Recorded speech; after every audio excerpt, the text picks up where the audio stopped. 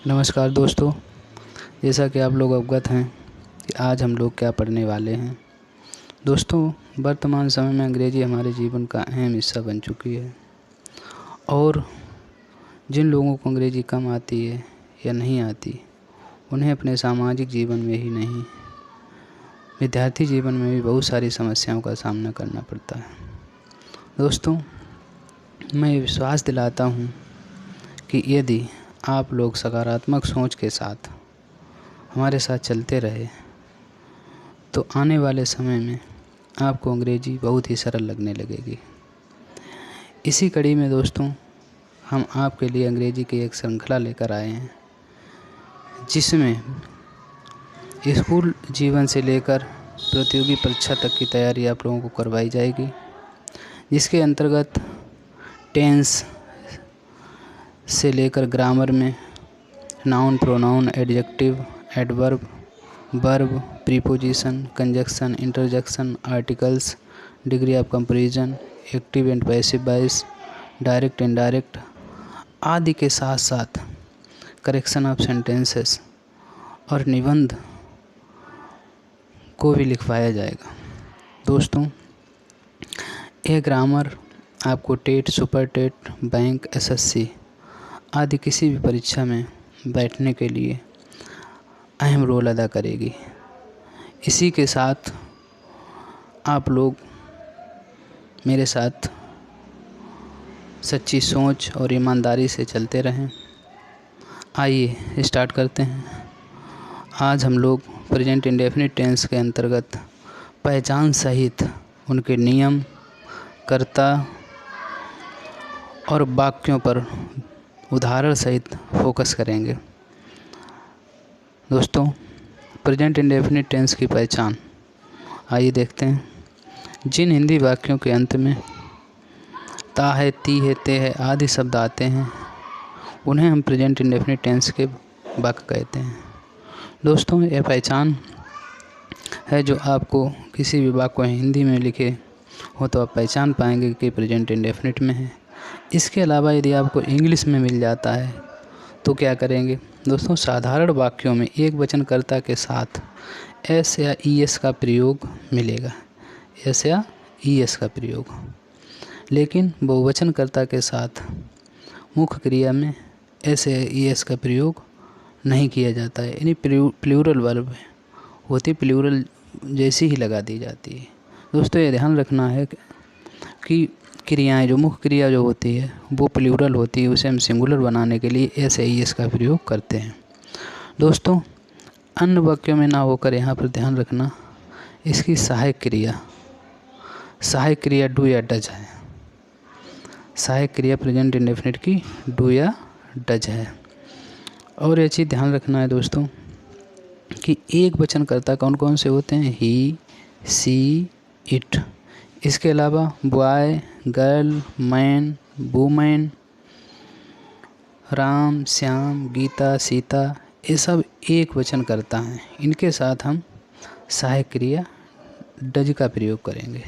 दोस्तों, कंफ्यूज नहीं होना है कि साधारण वाक्य में हम एक वचनकर्ता के साथ अगर ही, सी, इट मिल जाता है तो हम क्या लगाएंगे, एस, ए, एस, और बहुवचनकर्ता के साथ हम एस या एस का प्रयोग नहीं करेंगे, प्लूरल वर्ब वैसे ही लगा देंगे। अगला बहुवचनकर्ता के साथ दोस्तों, बहुवचनकर्ता के साथ हम लोग क्या करते हैं, बहुवचनकर्ता के साथ हम डू का प्रयोग करते हैं। डू यानी बहुवचनकर्ता कौन से हैं, आई, यू, वी, दे। इसके अलावा गर्ल्स, बॉयज़, मैन, वुमेन आदि कोई भी आ जाए उसके साथ हम डू का प्रयोग करेंगे। आगे चलते हैं दोस्तों।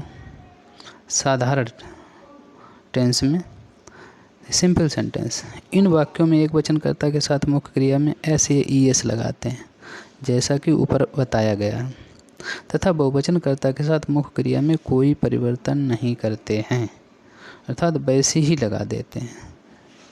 दोस्तों, इसका नियम रूल देख लीजिए। सब्जेक्ट मतलब कर्ता, वही नाउन या प्रोनाउन सबसे पहले लिखा जाता है। इसके बाद मुख्य क्रिया की फर्स्ट फॉर्म या मुख्य क्रिया की पांचवी अवस्था। पांचवी अवस्था का मतलब एक वचन कर्ता के साथ SAES जो लगाते हैं वह अवस्था पांचवी अवस्था कहलाती है। और बहुवचन कर्ता के साथ कुछ भी नहीं लगाते हैं। यदि प्ले दिया है तो प्ले ही लगा देंगे। अगर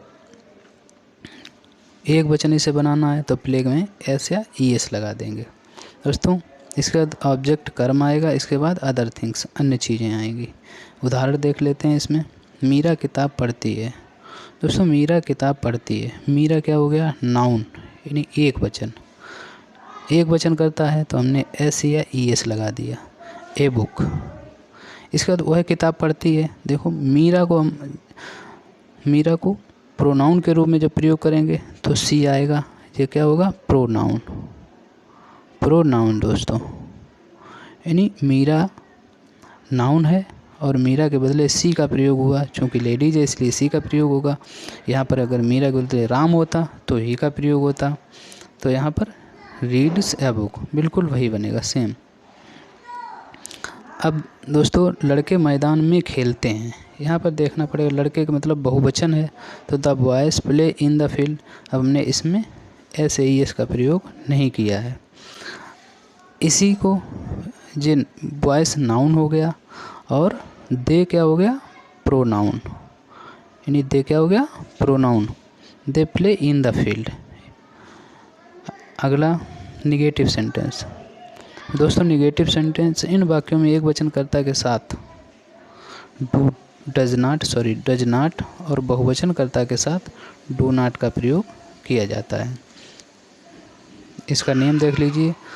इसका नियम सब्जेक्ट यानी कर्ता, डू नॉट या डज नॉट, मुख्य क्रिया की प्रथम अवस्था या फर्स्ट फॉर्म प्लस कर्म प्लस अन्य चीज़ें। देखिए उदाहरण इसमें देख लीजिए। लड़की गाना नहीं गाती है। The girl does not sing a song. अब लड़की एक वचन है इसलिए हमने इसमें डज नॉट का प्रयोग किया है।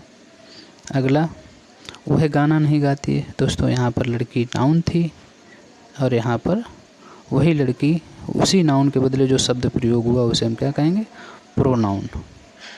दोस्तों अभी हम शॉर्ट वे में देख रहे हैं, फिर जो है इसे नाउन और प्रोनाउन को विस्तार से पढ़ेंगे। अब देखिए, she does not sing a song, वही है। आगे, लड़कियां स्कूल नहीं जाती हैं। The girls do not go to school. दोस्तों यहाँ लड़कियां बहुत सी हैं इसलिए बहुवचन कर्ता के साथ हम प्लूरल वर्ब भी लगाते हैं। तो ये हो गया, the girls do not go to school. वे स्कूल नहीं जाती हैं या जाते हैं। देखिए यहाँ पर लड़कियां क्या था, नाउन, और नाउन के बदले जो शब्द प्रयोग होते हैं उसे हम क्या कहते हैं, pronoun. They do not go to school.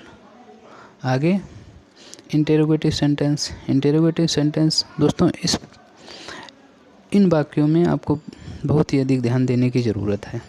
Hindi में ये वाक्य प्रश्नवाचक शब्द क्या से शुरू होते हैं, इसलिए इन वाक्यों में डू या डज का प्रयोग सर्वप्रथम किया जाता है। दोस्तों यहाँ पर व्हाट का प्रयोग ना करके हम लोग डू या डज का प्रयोग करते हैं। जैसे आप लोग देखेंगे नियम, डू या डज, फिर क्या हो गया, subject, main verb, object, other things. इसमें देखना है क्या सूर्य पूर्व में निकलता है। अब देखिए सूर्य एक है, क्या पहले आया है, तो डू या डज का प्रयोग हम सबसे पहले करेंगे। Does the sun rise in the east. अब हम इसमें SAES नहीं लगाएंगे। अगला प्रश्न, क्या वे अपना काम करते हैं। दोस्तों देखिए यहाँ पर बहुवचन है, do they do their work. अब यहाँ डू जो है वो क्या है, हेल्पिंग वर्ब यानी सहायक क्रिया है, और यहाँ पर डू जो है वो मेन वर्ब है यानी मुख्य क्रिया। बे के लिए अपना अंग्रेजी क्या लगेगी, देयर, यानी दे के साथ अपना अंग्रेजी देयर, आई के साथ अपना अंग्रेजी माई, यू के साथ अपना अंग्रेजी योर। दोस्तों ही के साथ अपना अंग्रेजी हिज, और सी के साथ अपना अंग्रेजी हर आती है, HER। आगे दोस्तों इंटरोगेटिव एंड नेगेटिव सेंटेंस।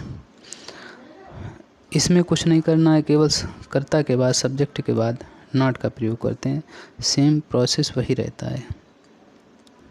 देखिए, क्या मैं अपना काम नहीं करता हूँ? दोस्तों, do I not do my work. चूँकि ऊपर बताया गया आई जो है प्लूरल है, इसके लिए हम डू का प्रयोग करेंगे।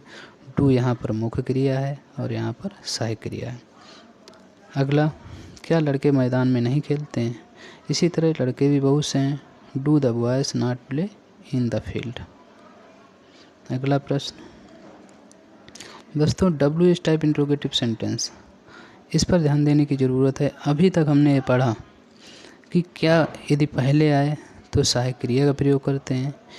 इसी तरह W H type interrogative sentence में प्रश्नवाचक शब्द वाक्य के बीच में आएगा, और यदि वाक्य के बीच में आता है तो उस प्रश्नवाचक शब्द की अंग्रेजी हम सर्वप्रथम लिखेंगे। जैसे इसके बारे में देखते हैं, नियम क्या है इसका।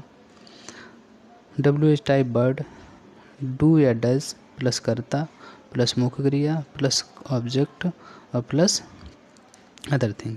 जैसे देखते हैं, शीला स्कूल कब जाती है? दोस्तों, अब कब इसमें बीच में आया है तो इसकी अंग्रेजी हमें सबसे पहले लिखनी पड़ेगी। देखिए, कर्ता के अनुसार शीला के अनुसार सहायक क्रिया डज हम लगाएंगे इसमें। When does Sheela go to school. अगला, लड़के फुटबॉल क्यों खेलते हैं? दोस्तों, यहाँ लड़के बहुवचन है और क्यों की अंग्रेजी हमें सबसे पहले लिखनी पड़ेगी, तो क्यों की अंग्रेजी सबसे पहले आएगी भाई। इसके बाद लड़कों के हिसाब से डू आएगा और प्ले फुटबॉल। अगला, W H type interrogative and negative sentence. बच्चों, ये चीज़ देखनी पड़ेगी, इसमें केवल सब्जेक्ट के बाद नॉट लगा देते हैं, बाद बाकी सेम प्रोसेस वही रहता है ऊपर वाले की तरह। जैसे एग्जाम्पल देखिए, लड़कियां गाना क्यों नहीं गाती हैं? अब लड़कियां क्यों नहीं गाती हैं गाना? अब इसके लिए हम क्या करेंगे, सबसे पहले क्यों की अंग्रेजी हमने लिख ली वाई, लड़कियों के हिसाब से हमने डू लिख दिया, और लड़कियों के बाद गर्ल्स के बाद हमने नॉट लगा दिया। इस तरह सेंटेंस बनेगा, भाई do the girls not sing a song. अगला, मीना खाना कब नहीं खाती है? अब कब की अंग्रेजी हमें सबसे पहले लिखनी पड़ेगी। मीना के अनुसार सहायक क्रिया डज आएगी, फिर नॉट और फिर कुक और फूड। इस तरह हमारा सेंटेंस बन जाएगा, when does Meena not cook food. दोस्तों, इसके बाद हम प्रेजेंट कंटिन्यूअस की दूसरी कड़ी में उपस्थित होंगे और आपको विश्वास दिलाते हैं, यदि हमारे साथ ऐसे ही सकारात्मक सोच के साथ बने रहे तो 1 महीने के अंदर आपको ये पता चल जाएगा कि हमें अंग्रेजी बहुत ही जल्दी आ जाएगी और आने वाली किसी भी प्रतियोगी परीक्षा में हम बहुत ही अच्छा रोल अदा करेंगे। दोस्तों, इसी कड़ी के साथ